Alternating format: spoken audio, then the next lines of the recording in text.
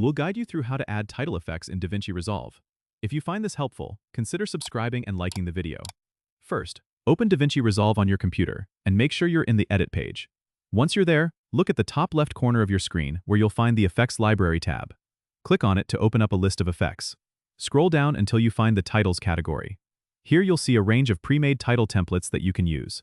To add a title effect to your video, simply drag and drop one of these templates onto your timeline above the clip where you want the title to appear. You can adjust the duration of the title by dragging the edges of the title clip in the timeline. To customize your title, click on the title clip in the timeline to select it. Then, go over to the Inspector panel on the top right. Here you can change the text, font, color, size, and position of your title.